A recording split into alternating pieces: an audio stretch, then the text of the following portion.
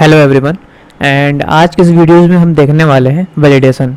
और जो हमारा प्रीवियस लेक्चर था उसमें हमने पूरा कंप्लीट टेस्ट कर लिया था, क्रिएट के लिए, अपडेट के लिए, गेट सिंगल यूजर के लिए, गेट सिंगल कैटेगरी के लिए, और गेट ऑल कैटेगरी के लिए, डिलीट कैटेगरी के लिए। तो यहाँ तक हमने देख लिया था।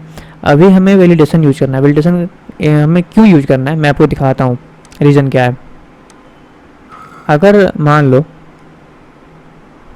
वेट, यहाँ से मैं डिलीट करने की कोशिश कर रहा हूँ। क्रिएट कैटेगरी, अगर क्रिएट कैटेगरी करते टाइम अगर मैं यहाँ पे एम्प्टी डेटा सेंड कर दूँ, मैं यहाँ पे क्या किया, एम्प्टी सेंड कर दिया। एंड यहाँ पे मान लो मैंने यहाँ पे भी एम्प्टी कर दिया।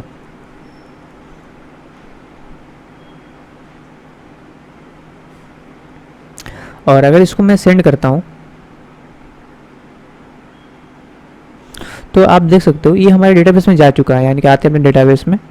एंड यहाँ पे जब इसको मैं रिफ्रेश करूँगा तो हमारा जो डेटाबेस है इसमें 3 इंसर्ट हो गया है और एम्प्टी। तो हमें इसी चीज़ से बचने के लिए हम चाहते हैं कि हमारा पहली बात ये कि कोई एम्प्टी ना हो, और उसको हम कोई मिनिमम साइज या मैक्सिमम साइज कितने कैरेक्टर का ऐड करना है हम ये भी दे सकते हैं। तो हमें इसी चीज़ से बचने के लिए हम वैलिडेशन का यूज करते हैं। मैंने यूज़र इंटिटी में भी मैं आपको बताया था वैलिडेशन कैसे यूज करते हैं प्रॉपर। और फिर हम चलते हैं कैटेगरी में भी वैलिडेशन यूज कर लेते हैं। तो हम आते हैं अपने पोस्टमैन में एंड चलते हैं अपने प्रोग्राम में। तो ये रहा हमारा प्रोग्राम। एंड यहाँ पे हमने अपना कैटेगरी कंप्लीट किया था। तो हमारा जो कैटेगरी का जो यूजर, ये सो कैटेगरी का जो DTO होगा, यानी कि ये रहा हमारा कैटेगरी का DTO। हम यहीं से सारे डेटा ले रहे हैं। कैटेगरी टाइटल यहीं से ले रहे हैं, कैटेगरी डिस्क्रिप्शन यहीं से ले रहे हैं। मैं दिखाता हूँ। कैटेगरी टाइटल हम यहाँ पे इंसर्ट कर रहे हैं, कैटेगरी डिस्क्रिप्शन यहाँ पे हम इंसर्ट कर रहे हैं। तो हम जो भी वैलिडेशन का जो कंसेप्ट यूज करेंगे वो यहीं पे करेंगे, ताकि अगर हमें हमारे अकॉर्डिंग टू हमारे नीड अगर डेटा नहीं आ रही है तो हम यहीं पे एक रिस्ट्रिक्शन जनरेट कर देंगे कि ये हम डेटा ये गलत है। तो आते हैं और यहाँ पे हम क्या करते हैं, टाइटल आईडी में तो हमें ये बाय डिफ़ॉल्ट आईडी जनरेट होगी, तो यहाँ पे तो कुछ भी ऐड करने की ज़रूरत है नहीं। एंड टाइटल पे हम क्या कर देते हैं कि ये हमारा टाइटल जो है ये ब्लैंक नहीं होना चाहिए।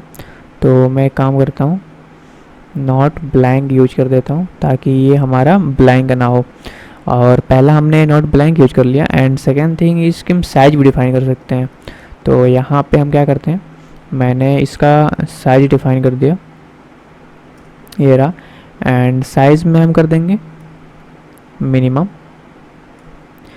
एंड मिनिमम कितना कर देते हैं हम, 4 कर देते हैं, यानी कि मिनिमम 4। हमारा जो कैटेगरी का टाइटल है मिनिमम तो 4 होना ही चाहिए। एंड यहाँ पे कॉलम रहेगा, और अगर 4 कॉलम अगर यूज़र नहीं इंटर करता है तो उसको हम एक मैसेज दे देंगे। और मैसेज में हम लिख देते हैं कि minimum size of category title is 4। तो हम यही लिखते हैं, minimum size of category is 4। तो हमारा ये हो गया। अगर हमारा कैटेगरी टाइटल में जो हमारा यूजर होगा या फिर जो भी क्लाइंट होंगे वो अगर ब्लैंक, पहली बात अगर वो ब्लैंक इंटर करता है तब भी एरर आने वाली है। और अगर साइज़ में उन लोगों ने अगर मिनिमम अगर 4 से कम लिखा, मैक्सिमम कितना भी कर सकते हैं।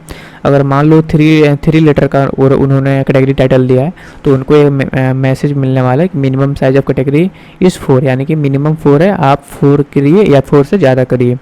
तो ये हमारा कैटेगरी टाइटल के लिए हमने लिख दिया। एंड अब हम करते हैं कैटेगरी डिस्क्रिप्शन के लिए। तो यहाँ भी एनोटेशन यूज करेंगे नॉट ब्लैंक। ये हमारा नॉट ब्लैंक हो गया। एंड नॉट ब्लैंक के बाद हम फिर यहाँ पे साइज एनोटेशन का यूज करेंगे। एंड ये रहा हमारा साइज। एंड साइज में हम दे देंगे कि हमारा जो कैटेगरी डिस्क्रिप्शन है ये मिनिमम हम कर देते हैं 10, यानी कि मिनिमम 10 होना चाहिए। एंड अगर कोई मिनिमम 10 अगर नहीं इंटर करता है, अगर 10 से कम इंटर करता है तो उसको हम एक मैसेज दे देंगे। एंड मैसेज में पास करते हैं कि minimum size of category is 10। तो इसी चीज़ को हम कॉपी कर लेते हैं और बस यहाँ पे 10 कर देते हैं। तो मैं इसको कॉपी करता हूँ एंड यहाँ पे पेस्ट, एंड इसको हम 10 कर देंगे। तो यहाँ पे मैंने किया क्या है, मैंने कैटेगरी टाइटल में एंड कैटेगरी डिस्क्रिप्शन में दोनों में वैलिडेशन का यूज कर लिया है। अगर यहाँ पे हमें मिनिमम यानी 4 लेटर से कम अगर मिलता है तो हमें मैसेज दिखाना है minimum size of category ID is 4। And अगर कैटेगरी में भी ये दोनों ब्लैंक नहीं होने चाहिए, पहली बात ये। एंड कैटेगरी डिस्क्रिप्शन दूसरा क्या है, साइज में मिनिमम हमारा 10 लेटर का होना चाहिए। अगर 10 लेटर से अगर कम अगर कोई कैटेगरी डिस्क्रिप्शन देता है तो उसको एक मैसेज मिलने वाला है एरर के टाइप में, minimum size of category ID is 10। तो इसे हम सिंपली करना क्या है, हम इसके बस हम रन करेंगे और रन करने के बाद पोस्टमैन में चलेंगे। तो यहाँ पे मैं आता हूँ एंड इसको सिंपली मैं रन करता हूँ।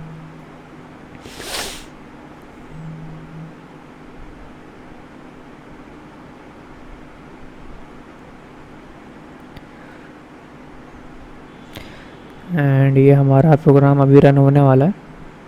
इसको मैं थोड़ा सा और ऊपर करता हूँ ताकि क्लियर दिखे। एंड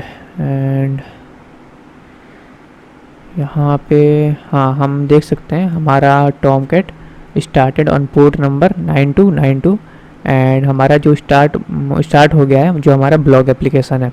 तो बस हमें पोस्टमैन में आते हैं एंड अगेन इसको हम इंटर करके देखते हैं।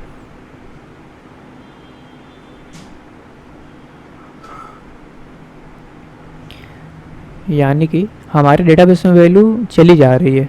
तो आते हैं डेटाबेस में, देखते हैं वैल्यू। एंड यहाँ पे जब हम आए तो एग्जैक्टली अपने डेटाबेस में वैल्यू चली गई।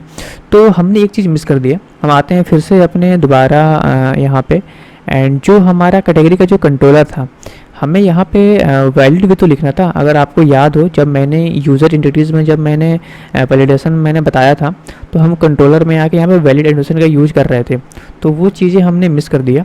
तो कोई दिक्कत नहीं, हम वैलिड लिख देते हैं। यहाँ पे मैंने लिखा वैलिड। एंड अगेन जो ये हमारा था क्रिएट के लिए एंड अपडेट के लिए, यहाँ पे हम यूज करते हैं @valid। एंड अगेन इसको हम प्रोग्राम को अगेन रन करेंगे एंड यहाँ पे आते हैं और वेट यहाँ पे आते हैं एंड रन करते हैं, स्टॉप एंड रन। तो हम रन करने के बाद हम देख सकते हैं यहाँ हमारा Tomcat started on port number 9292 and हमारा ब्लॉग एप्लीकेशन क्या है, स्टार्ट हो गया है।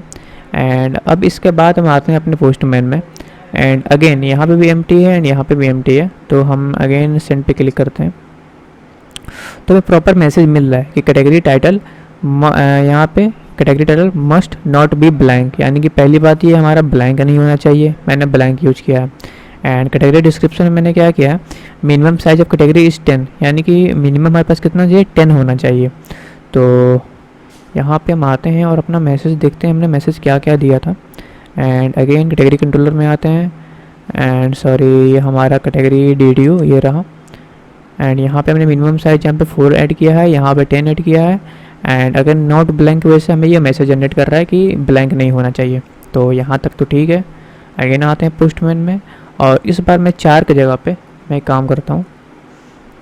मैं ऐसे रेंडमली 1 2 3 मैंने 3 यहाँ पे ऐड किया एंड अगेन सेंड करता हूँ। एंड अब क्या हमें मैसेज मिल रहा है कि category title minimum size of category is 4, यानी कि हमारा कैटेगरी का जो मिनिमम साइज है वो 4 होना चाहिए और यहाँ पे हमने कितना लिखा है 3, तो इसीलिए यहाँ पे एरर आ रहा है। तो इसको प्रॉपर हम लिखते हैं, हमारा कर देते हैं इसको प्रोग्रामिंग या फिर करंट अफेयर, यानी कि कैटेगरी यानी कि इस कैटेगरी में हम केवल करंट अफेयर ऐड करेंगे पोस्ट। तो यहाँ पे हम क्या करते हैं करंट अफेयर। तो इसमें हम क्या करते हैं करंट अफेयर में हमने क्या किया कि हम इसको थोड़ा सा और ऐसे कर देते हैं ताकि ये क्लियर दिखे करंट अफेयर। तो कैटेगरी टाइटल हमारा हो गया करंट अफेयर। एंड अब दोबारा इसको सेंड करेंगे तो हमारा देख सकते हैं कैटेगरी डिस्क्रिप्शन मोस्ट, ये हमारा ब्लैंक नहीं होना चाहिए, प्रॉपर लिख के आ रहा है कि ये हमारा ब्लैंक नहीं होना चाहिए। तो कैटेगरी टाइटल तो क्लियर है, अब कैटेगरी डिस्क्रिप्शन लिख देंगे। इन दिस कैटेगरी वी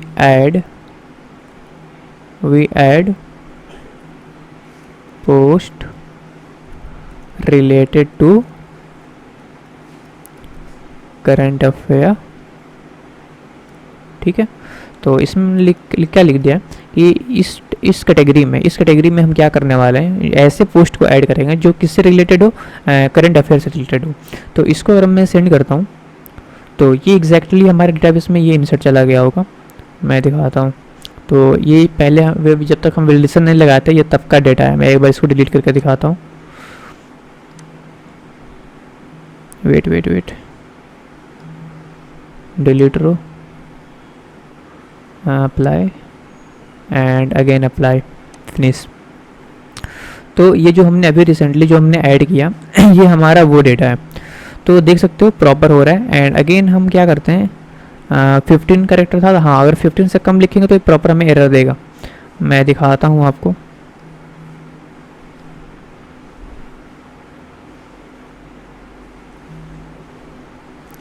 अगर मैं मैं यहाँ पे करने की कोशिश कर रहा हूँ, जबकि हमें करना है यहाँ पे।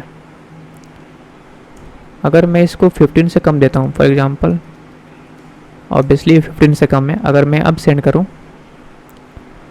तो ऐड हो गया, यानी कि 15 हो गया। 1 2 3 4 5 6 7 8 9 10 11 12 13 14 और ये हमारे स्पेस 15। तो कोई बात नहीं, हम कम करते हैं एंड अगेन सेंड करते हैं।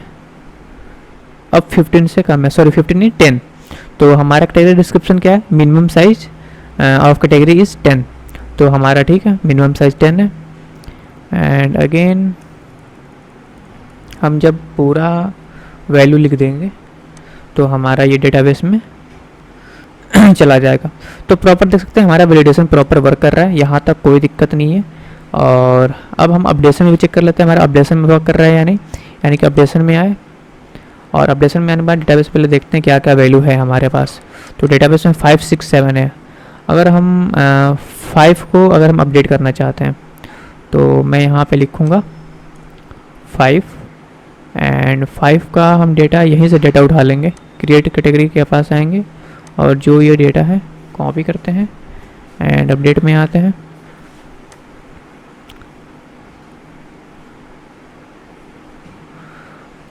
वेट यहाँ पे आए, पेस्ट किए एंड अगेन हम चाहते हैं हमारे डेटाबेस में शायद यही था, हाँ बिल्कुल यही है। और इस पर चाहते हैं हम इसको अपडेट करना। और अपडेट करने में हमें बस ये चेक करना है कि अपडेट करते टाइम भी अगर हम गलत डेटा ऐड कर रहे हैं तो वो अपडेट हो रहा है या नहीं। तो मैं अगर इसको एम्प्टी करके अगर ऐड करने की कोशिश करूँ, मैं चाहता हूँ कि इसको मैं एम्प्टी करके अब और अपडेट कर दूँ, तो देखते हैं हमारा डेटाबेस अपडेट होता है या नहीं। यानी कि अभी भी अपडेट नहीं हुआ है। मैं दिखाता हूँ, मैं रिफ्रेश करता हूँ, अपडेट नहीं हुआ है। हमारा टाइटल अभी के अभी जो टाइटल है हमारा वही है। तो दिक्कत ये है, तो हमने क्या किया कि जो हमारा कैटेगरी टाइटल है हमें प्रॉपर मैसेज मिल गया कि minimum size of category is 4, यानी कि मिनिमम हमारा कैटेगरी 4 होना ही चाहिए। तो अगेन हम इसको वही पुराना वैल्यू देते हैं एंड यहाँ पे क्या करते हैं, यहाँ पे कर देते हैं general knowledge, general knowledge, and in this category we add post related to general knowledge.